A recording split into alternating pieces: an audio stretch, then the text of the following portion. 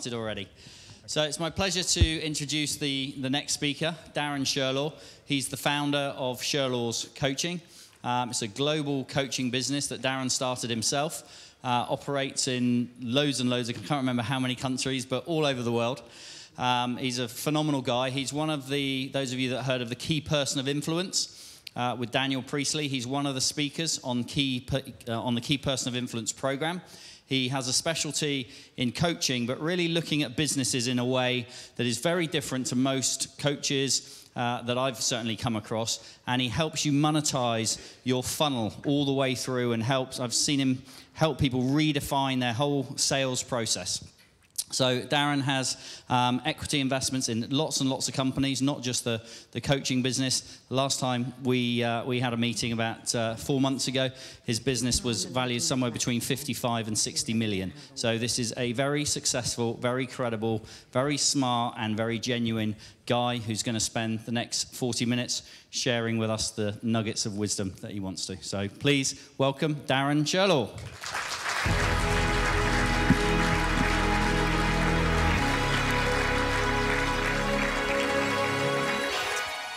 Good morning, everyone, and thank you very much for your kind words.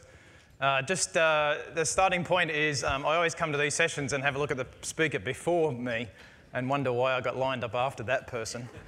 I now know why. If you have a look at my brand, you'll see the name Love Business on it. And the speaker before obviously went along talking about the word love. So I thought, okay, there's the nice link. And the other one I always find is conference organisers always try to plan it so that someone who's really funny is followed by somebody who's quite stale and boring, etc., etc. So obviously the speaker before us is a very good speaker. So I'm your stale, boring, back down to earth sort of character, followed by entertainment after lunch, I understand. So why is that so? Some background for you is I do speaking engagements about once a month. You've literally got to drag me out of my house these days and get me to do anything. So I'm not a speaker. I'm a business guy. I'm not used to standing up here and chatting away about lots of stuff. Why is because I'm a mathematician by trade. I prefer to be sitting at my desk with computers and calculators and doing numbers. And standing up on stage terrifies me, and talking to people terrifies me. And some 12 years ago, I was a fund manager, and I used to sit around looking at billions and billions and working in the corporate market. I heard we talking about the small business market before, but I used to work in the corporate space. And I used to go out and talk to CEOs and interview them and look at businesses and all that sort of stuff. And one day, a mate of mine sent me a person in a small business and said, "Can you help this one?" And I knew nothing about small businesses about 12 years ago. But during this interview, I fell in love with small businesses and small business people. And so I quit the fund management game, gave away those huge salaries and those huge bonuses that you hear about all the investment bankers in the city earning, and everything that you hear is true about how much they earn. And I gave all of that up, and I went out and I started helping small business people change their game, as it was described. And it started with these two little old ladies who were running a business, and they had been working in it for quite some time. And they wanted to retire. One of them was 61 and one of them was 63. I was 32 at the time. And so they looked very old to me at the time. Not old anymore now, but back then they looked very old. And I said to them, "How can I help?" And the accountant said, "Look, they've been offered 900 grand for their business. Should they take 900 grand, or do you think they should sell it for more? And if so, how?" And so I had a quick look at their business, and I said they could definitely sell it for more than 900 grand. And the two little old ladies said, "How?" And I said, "Well, you'll need to work with me for probably 6 to 9 months. And we need to change a few things in your business. And if we change a few things in your business, I reckon you'll get more than 900 grand. And rightfully so, they were paranoid and said, "What if you sell it for less than 900 grand in 6 months from now? Because we want to retire now." And I said, "Well, if I sell it for less than 900 grand, I'll underwrite it. If I only sell it for 700 grand, I'll write you a check for 200 grand. That was pretty cool, hey? And so they said, "Great, what if you sell it for more than 900 grand? I said, "Give me 10%. And that was the start of the journey for me, which took me into what's deemed coaching. And some 12 years later, this organisation now is coaching in 34 countries around the world. We have a couple of hundred staff inside and about 623 clients on our books, and all 623 that I refer to what would be classified as a small to mid-sized business. And what they come to us for, well, some come to us because they're ready to sell, but some come to us because they just want to earn a bucket more money. And back then, when I didn't understand small businesses, I went out and interviewed 700 of them. And I asked all 700 of them, why did you become an entrepreneur? Why did you get into business? And they gave me 3 reasons, and these 3 reasons are worth writing down and seeing if they apply to you. The number 1 reason they all said I got into my own business was what? I want to make more money than I could possibly have ever earned by working for somebody else. Is that true, yes or no? The second one was, I want more time, I want more lifestyle, I want to spend more time with my family, I want more than 4 weeks holiday a year, I want more time. That was the second one. And the third one was, I'm really stressed working for somebody else and I have no freedom and I can't do what I want and I can't express things the way I want. So I want less stress in my life. That was the third reason. And so I got all of this stuff coming down from these 700. Here's the 3 reasons. And so I asked them the question. So are you earning more money? Or are you earning as much money as you'd hope to earn running your small business? Are you taking more than 4 weeks holiday a year?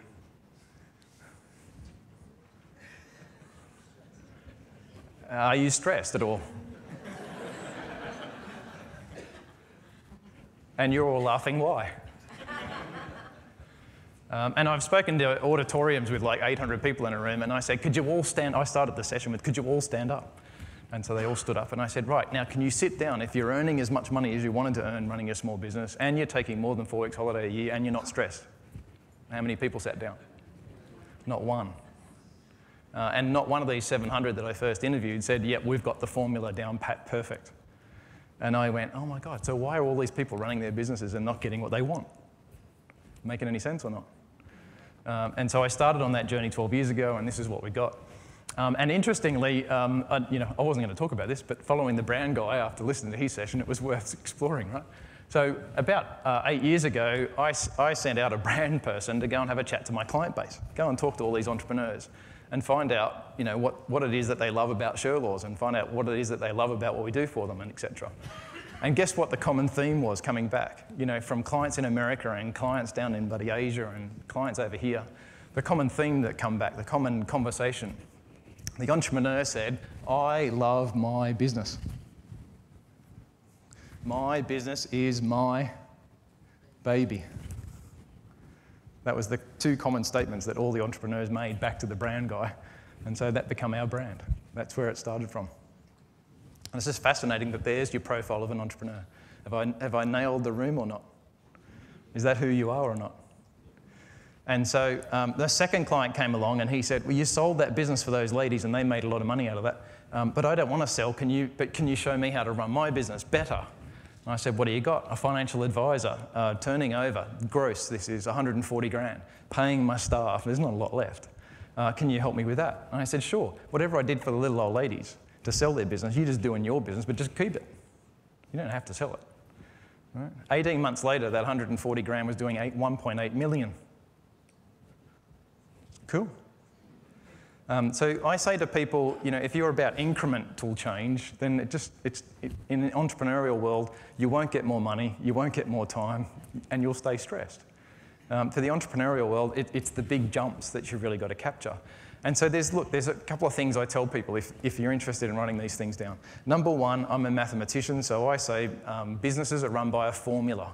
And my question is, do you know your formula in your business? It's the business model. And the thing I'd love you to write down if you've taken some notes is that there are a number of staff, a specific number of staff attached to your industry that maximises your profit.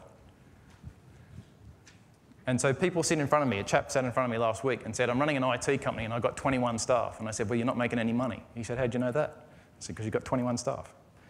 Property guy sat in front of me the week before, came down from up north and sat in front of me and said, I run this property company and I've got 38 staff. And I said, and before you say anything else, I bet you want to come and talk to me because you're not making any money. He said, yeah, how'd you know? I said, you've got 38 staff. Right? There's a specific number of staff that you need in your business at various sizes all the way through. A chap come to me recently and said, I've got 80 staff in my company, we run 4 branches, they've got 20 people in each branch. And I said, I bet you're not making any money. Like there's a formula attached to it. If you run a small business with 4 staff in it, a small business with 12 staff in it, you'll make some money. If you run a small business with 7 staff in it or 17 staff in it, you won't make any money. There's a formula. So look, I've got half an hour with you. I can't tell you all the formulas in half an hour. But my point is, do you know your formula? There's a key. And if you don't know your formula, what you tend to do is what every other entrepreneur does in the world is this. You start in business on your own. You go out there, you start making some money, you get busy, and you come up with this idea called, I'm really busy, I'm going to employ someone. And so you employ the next person. You give to them which jobs? The ones that you hate doing, yes or no? Right? All the shitty little jobs, like go and pick up my dry cleaning and answer the phone and send these invoices out and these bills out, et cetera, right? And that frees up some of your time. So you go out and find some more clients and you get even busier. And then you come up with another great idea. What's the great idea? I'm going to employ more people, right? So now you're up to 3. And you get up to the 3rd person. And what's the job you give to those people? All the other shitty jobs that you're still doing that you didn't like doing, right? And so you give all those jobs. Now you've got 3 people in the business. And at 3 people, you're not making too much money. And you're not sure what to do next. But your time's freed up and you work a little bit harder and you go and put another person and you bring in the 4th person. Now there's 4 of you and now you're making a lot of money. At 4, you're making a lot of money and you get this great idea. What's the great idea? I'm going to employ another one.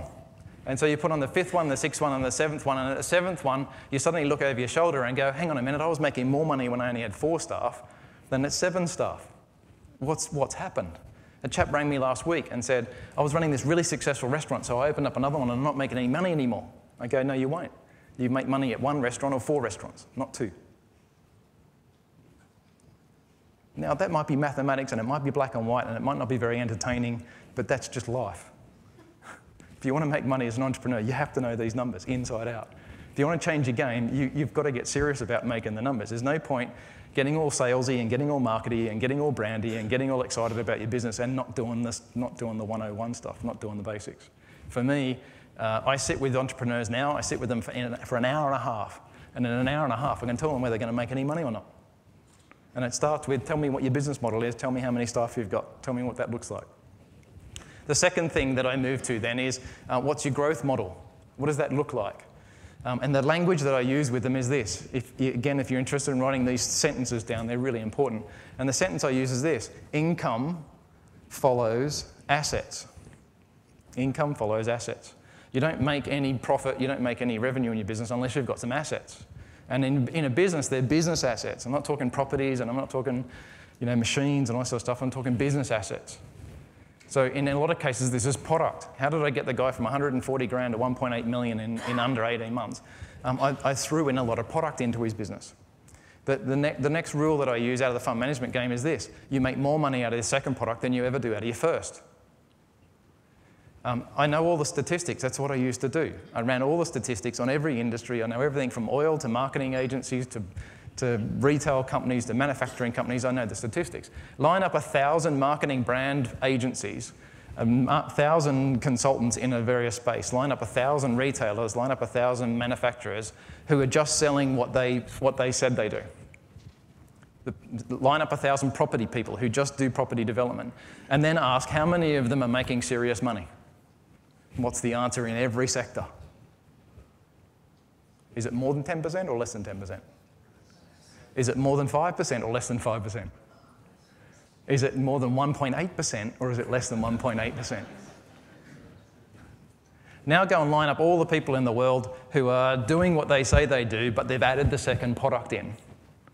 That's not attached to the first product, it's the second product. And line up 1,000 of those businesses who have got the second product attached to it. And how many of them are making money and how many of them are not making money? And if you're interested in the statistics, the answer is 82% of them are making money out of the second product. Only 1.8% of people are making serious money out of the first product. Client of mine, 200 staff, making 4 million profit. I went into his business recently, 200 staff, making 4 million profit. I know all you people who hate maths are now completely confused with my conversation, but try it again. 200 staff making 4 million in profit, and he said, how do I grow this? And I sat down with him for an hour and a half, and I said, here's your answer. You add 3 more staff to your 200 staff. We add a second product in. Rang me 6 months later, and he was making 1 million profit out of the 3 staff and 4 million profit out of the 200 staff. You got the answer, yes or no? So just have a quick look at your business and say, well, hey, I'm a retail person and all I do is retail. Or, hey, I'm a manufacturer and all I do is manufacturing. Or I'm a consultant and all I do is consulting. Have I added in the second product or not? Let's go to the valuation model and write this down. Valuation equals profit times multiple. When it comes to selling your business, the valuation of your business equals profit times multiple. Now, here's a great conversation that I have with people, and I say, do you want to sell your business one day? Has any entrepreneur ever said no? Do you want to sell your business one day, yes or no? Yes. Any time in the future, are you just going to give it away or do you want to sell it? It might be in 10 or 20 years from now, yes? Okay. Do you know the value of your business today? Do you have the valuation formula of your business today?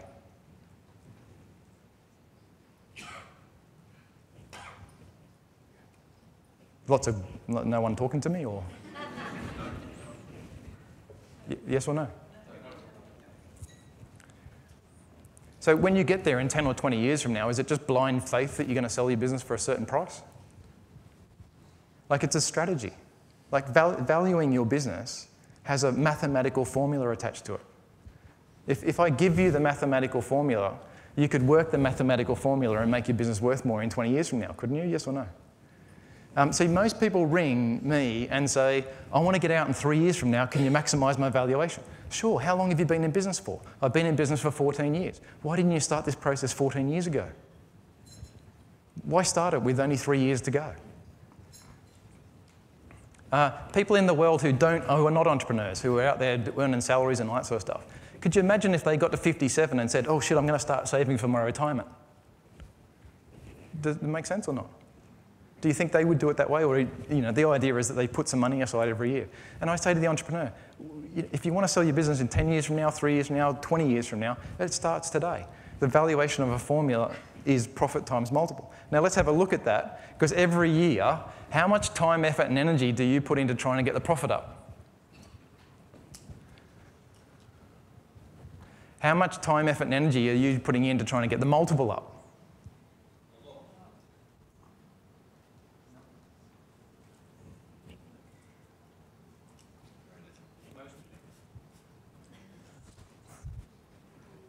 These are just the fascinating questions I leave people with. Valuation of a business is profit times multiple. Right? And the people who say, I put all of my effort into trying to get the multiple up, I go, great, give me the mathematical formula for the multiple. And they go, I don't know it. And I go, well, how in the hell are you putting all your effort and energy into something that you don't know anything about? Like, do you know the mathematical formula for the multiple for your sector? And if you do, off you go. You'll get it. Is this helping or not? You're not even talking to me at all now, are you? The two little old ladies tried to sell their business. They went out, they found someone who was going to give them 900 grand. I sold their business for them 15 months later for 11.2 million. Does anyone want to get serious about this conversation with me now? Right? A chap came to me in December last year. He'd been offered 2 million for the business. And I said, don't sell. Give me a couple of months to tidy up some stuff for you and we'll go back to the same people and resell it. We just concluded that 2 weeks ago and he got 4.2 million for it. Yes or no? Yes. So what determines the multiple? What determines the multiple? Well, unfortunately for multiple in each of your sectors is different, but there are 6 basic things. 6 basic things that inhibits the multiple, right? And you look at these 6 things and I go and sit with someone for an hour and a half and I say, these 6 things are like a domino. So you start with the first one, then the second one, then the third one, and up you go. And I sit with any of you and say, show me these 6 things. And if you've got 2 of them, you're only missing 4, you'll maximise the multiple. Right? I've never sat with anyone in 12 years since I got out of the fund management industry and walked into someone's business and found all 6. It's just not there. And so there's these 6 things that sit there, right? Now the 6 things in simplicity, if you want to write the word down, they're called assets. They're business assets, and it's got nothing to do with your trading income, right? First one, for example, is that you need to be able to demonstrate to somebody in the world that you have effectively exited your business. It's the number one thing that people who value businesses look for, that you're not in your business anymore. Therefore, you must have a talent pool and a capability of management team sitting around you who are running your business, and you're not there anymore. Right? It's not that you duck in and you do some stuff. You're actually physically out of it. Like you can go and do something else in the world. You don't have to turn up. You don't have to be around. Now, as soon as you achieve that, guess what you've also achieved is that thing called lifestyle. You can take more than 4 weeks off a year. Like they go together, don't they? The second thing that you have to be able to prove is that you've got a product. The third thing that you need to be able to prove is that you've got extensions of those. The fourth thing that you need to be able to prove is that you've extended your market channels. The fifth thing is the conversation beforehand, is that you've got a brand that people want to buy. And the final thing that you have to be able to prove is that your organisation is scalable. And all of those are assets. Sitting below all of that is that you've just got a business that's trading, that's making some money and making some profit. And if you've got all of that, then what you've got is what I call an industry benchmark multiple. Very mathematical, very scientific, very formulaic, but there it is. That's what it is. It's a mathematical formula. Yeah? Sit down, and in my world, you go, okay, here I am. I want to sell in 6 years from now. I want to retire in 22 years from now. Doesn't matter. You sit down with that formula and go, here's what my business is worth, and here's how I increment my way through those things to maximize the valuation at the end. I'm telling you right now, you can't run a business for 17 years and then with 3 years to go, suddenly go, oh, it's time for me to maximize the value. If you want to maximize the value, you've got to do it now, yeah? Helpful or not? Yeah. Now, the sideline to that everyone talks to me about is, yeah, but I don't want to sell for 17 years, so why worry about this? I go, income follows assets. You go and you can't rent out a house unless you own one. You have to have the asset first, and then you get the dividend. Then you have to have a business asset first, and then you get the revenue stream. You have to have a new product line, for example, and then you get more dividend streams coming through.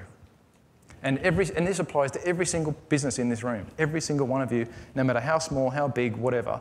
And it doesn't matter what your vision is. People have come to me and said, I don't want to run a big business. And I said, cool, how big do you want this to be? And they said, as small as it can be. I don't want a big business. I went, great. How much money do you want to earn? Something north of $1 million. Cool, well, you need 4 staff. Are you happy to have 4 staff plus you? And they're like, yeah, that's okay. I went, all right, well, here's the staff, here's the product, here's this, here's that. 15 months later, the chap was earning more than $1 million.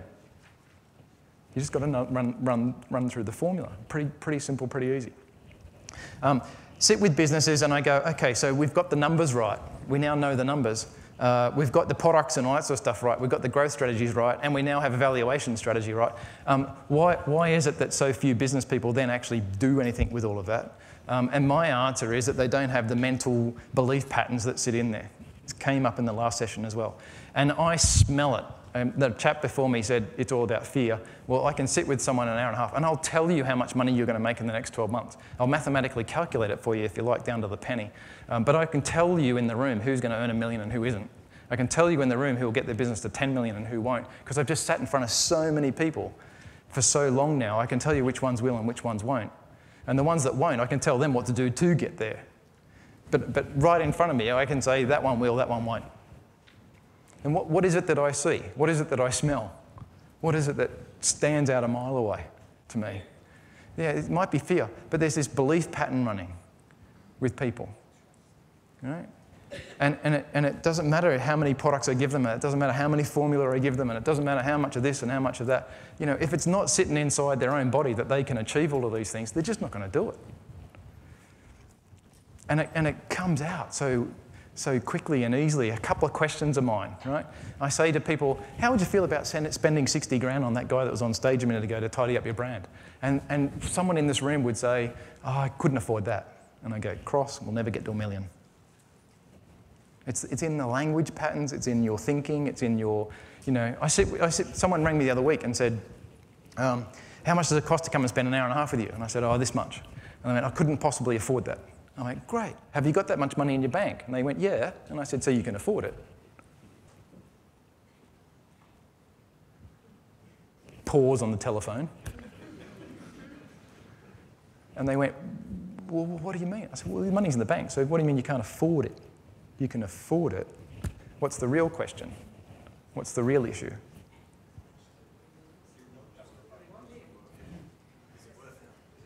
Well, then she said, Well, is it worth it? And I went, you already know it's worth it because you've already spoken to, like, I didn't know who you are. You went and spoke to 2 other people who told you to come and talk to me, and they're all raving about me, so you already know it's worth it. So what's the real issue? Can it work for me? Will I do it? And I got her down on the phone. I said, the real issue here is, will you pick all of this up and do anything with it? I said, how many seminars have you been to in the last 10 years trying to work out how to run your business? She said, loads. And I said, have you done anything with it? Or do you just enjoy going to the seminars? And she got the point. And I was saying to her, you don't have the belief system to make this work, so I wouldn't spend the hour and a half with you anyway.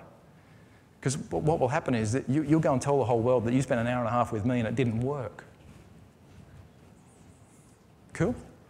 So you see, so I pre-interview people these days. I didn't do it 12 years ago because I wasn't onto it, but these days, I just pre-interview people on the phone and I go, no, they won't do anything with it. Go and talk to another consultant who will give you advice and you won't do anything with it. If you want to change your game, if you want to step it up, it is all down to you. These things you have to have in your business. You have to have the numbers. You have to have this growth strategy. You have to have a vision. You have to have evaluation. And there's a couple of other things that you need to know.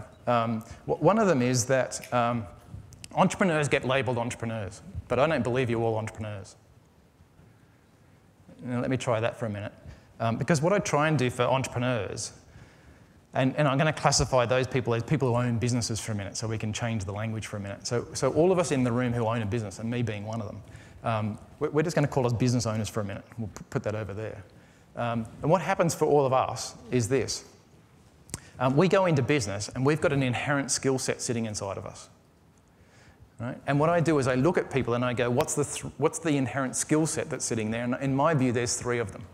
And so in these, I think, are worth writing down. There is an entrepreneur skill set. And I pick an entrepreneur when I talk to them because they sit in front of me and they've got 223 ideas that they want to share in an hour and a half. And if I rang them the next day, they would have ditched those 223 ideas and they've got another 223 ideas because that greener thing over there, pasture's always greener. The true entrepreneur who genuinely comes up with 200 ideas every day, they're the ones who come up with an idea, they give it to the staff, it didn't work by 11:30, so another idea please. There's your entrepreneur. Now let that person run a business with no support staff around them properly, what happens? Nothing. And they're going to make £1 million one day, these people, and they retire at 65 with nothing. Right? And I met 2 chaps recently, and they sat down, and there was 2 of them in a business, in a partnership, and 2 of them were true entrepreneurs. You imagine how many ideas they were coming up with every day, and nothing was happening underneath. The second profile is what I call a leader. And don't think of it in leadership context, but this is a leader. Leaders build businesses around people. They're great with people. I'm not a leader. I'm bloody terrible with people. Right? The mathematics comes out and I've got no idea. But these leaders, they get up here and they inspire people and they motivate people and they run great cultures in businesses and they're just brilliant people with people. Right? They put those people up there running a business and they get lots of good people around them, but what they don't necessarily have is the best idea. What they don't necessarily have is the third category of person who's great at process. And that person I call a manager. So there's entrepreneurs and leaders and managers. And I sit with corporates all the time and I say, I sat with one last week and they asked me to do a talk. And I said, there's 80 of you in the room. How many leaders in the room have we got? Could you put your hand up? How many people put their hand up? All 80 of them. Right? And I said, could you put your hand up if you're a manager? How many hands went up? None. None, right? And I said, here's the problem in the corporate world. You only get promoted if you're a leader. So of course you all have to be leaders, right? And then I went and defined these 3 things for them. I said, actually, within your organisation, there's entrepreneurs and there's leaders and there's managers. Now, if you're a business owner, but your skill set, like mine, is actually all about process and all that sort of stuff, and you don't have a team around you that's got some entrepreneurs and some leaders in it, right? You're out of balance. You're not going to get there. So some part of you getting there is not about you, it's about who you surround yourself with. Does that help? Yeah? Yeah? And I try my best to say to people, with the greatest respect, put all of that personality profiling stuff aside, because it's not going to help you pick your team. Picking teams around personalities is not going to get there. What we want to do is pick teams around these profiles that are all built around job functions. An entrepreneur is a job function that you need in your business. A leader is a job function that you need in your business. A manager is a job function that you need in your business. And you can be an entrepreneur and be any one of those three. Yeah? So here it is in half an hour. If you want to change your game, you've got to know these numbers. If you want to change your game, in my view, you have to have a growth strategy that's going to significantly ramp you up and way out of the stratosphere of everyone else who's in your sector. And in my view, I haven't seen many organisations do that without the second product. Third thing you have to have is this valuation formula down pat and built this plan out into the future. And the fourth thing that I reckon you need around you is this brilliant team. You have to have this brilliant team of people who can guide and build and spirit and move you forward and all that sort of stuff. And if you do, you know, I could be standing on stage talking about your business as being one of those that went 2 million, 4 million. One I did last year went from 70 million to 630 million.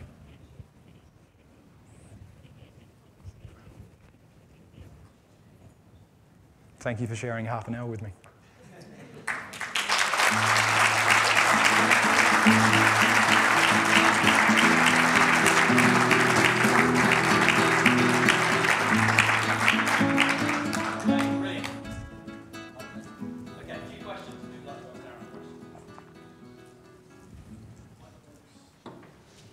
I'll yell them out. When you're talking about the numbers of people in the business, Yeah. You gave an example where you said if somebody had like 4 staff, it would work, and if they had 12 staff, it would work, but if they had 7, that it wouldn't work. That's for a particular type of business? Yeah, I was being very generic then. I can only be very generic on stage. So if somebody has that business at those numbers, you know, it's for a different type, there'd be different numbers, but the same principle. How do they get across the gaps? Yeah, well, what happens is at 4 staff, you're making money because you've got the right formula working, right? So you've got the right percentage of time out selling, you've got the right percentage of time managing the back office, et cetera, et cetera. Yep. To go further, what happens is you can't, if you overload the front office, as I call it, so lots of selling, et cetera, then the back office ends up screaming at you because they can't process everything, right? So to go from 4 and get bigger, then number 5, 6, and 7 tend to be infrastructure-based people, right? Which is salaries, not revenue. Yeah. And all of those people will need a desk and a phone and a boop, boop, boop, boop, boop. So you end up with bigger offices. And all. So the cost base of 7 versus 4 is just significantly different, right? Once you go past 7 and you go 8, 9, 10, 11 out to 12, you start adding in all the revenue people again. And out at 12, you've got the right balance, right? So the question is, how do you go from 4 to 12? My answer is simple. At 4, you needed to go out and get a channel so that there's enough work coming through, right, to get you through the jump. Now, this jump here from here to here is what I technically call no man's land. If you remember World War I, it's bloody in the middle, right? It's a mess, and people hurt themselves a lot. A lot of people do this. They go 4, 5, 6, 7. Oh shit, I'm losing money. I'm losing money. I don't know why I'm losing money because I don't have the formula. I'll go back to 4. Oh, I'm making money again. Oh, I'm making money again. I'll put on another person. Yeah. Do you know the number of people that I've seen do this their whole career, right? And they never get past this bloody line. It's stupid, right? So you need, and what a lot of people do is they just put the people on as they get busy. And I go, no, get a big channel, lots of people coming at you, ready to buy, all right? And then build this infrastructure so that you know the formula of who to put on first, so that you're not overrunning the cost base all the way through. Then you can jump from 4 to 12 pretty quickly. And the jumps get bigger. I don't know how big the businesses are in the room, but the jump from 24 to 48 is bigger, right? I went and saw a chap about 6 months ago. And look, this is a bit of a bigger story, but anyone in the room with a big company. And he said, I'm running a business and it's doing 800 million. And my response was, how many years have you been sitting at 800 million? And he said, how do you know that I've been sitting at 800 million for a number of years? I said, because the jump from 800 million to 1.2 billion is a big one and not many people ever do it. So I said, I bet you got this thing to 800 million. I bet you're not making any money. I bet you've gone to a consulting firm by now. And they've said, oh, you're only doing an 8% margin, your competitor's doing a 13% margin, give us 5 million and we'll fix the problem. And I said, and then what they'll do is they'll come in and they'll strip all of the growth out of your business. They'll put that on the margin. You'll go up to 13%. You'll be going, shit, I'm making a heap of money, and you'll invest it in growth. You'll drop back down to 8%, and you'll still be at 800 million. And he roared laughing, and he said, we got the consulting firm in about 6 months ago. They charged us 4.8 million. You were pretty close, Darren. And they gave us that exact pitch. And I said, well, in my old days, you see, I looked for companies like yours, and I'd never buy you. So whether it's those big numbers or whether it's these small numbers, there's a formula. 2 questions from the same person. Just a quick one. You've talked in terms of staff and employees. Yeah. For people who have a technical, online, digitals, widgets. No, I was going to say a disinclination to actually employ people for one way or another. Yeah. Have you got anything to say about the strategy of using like subcontractors and that kind of thing rather than actually employing people? Well, to me, that's a people issue. I don't talk people issues. Right. If you say subcontractor versus a full-time person, all I see is half a person instead of one person, and 2 halves add up to 1. Okay, fine. But thank you. Hey, I'm the mathematician. I don't know what their names are. Okay, good. Thank you. Sorry. Yes. Really exciting. I think that your life can be run by a mathematician. Yeah. My wife doesn't like it much either. Well, there's a part of me that says I ought to get out and get a life. But have you applied your formula to Peace One Day? And if so, what have you said? No, I haven't. I haven't been asked to, no.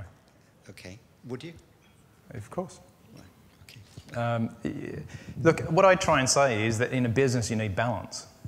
Right? And I said that. You need entrepreneurs.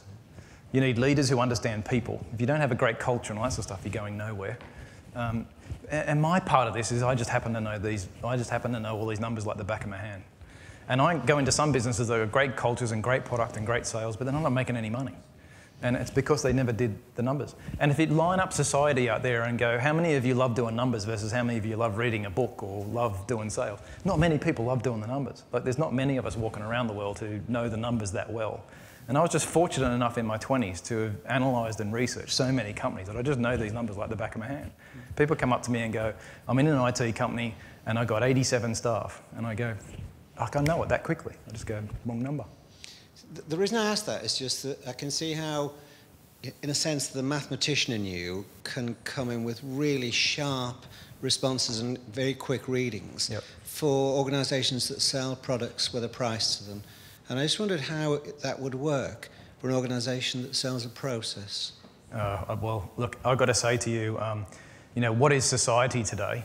80% of my client base is process, it's partnerships, consultants, lawyers, accountants, all sorts of... Like 80% of the world now is not widgets. What I do is not widget-based. We've got hardly any manufacturers on our books because the world's not manufacturer-based anymore. But you still have a formula. Right. And you still need all these different bits and pieces. I don't care what sort of business you've got. Yep. I hope it's an appropriate question, but I wondered what motivated you and what your passion is. Once I met these 2 little old ladies and I completely changed their life. If you retire with 900 grand or you retire with 11.2 million, there is a difference.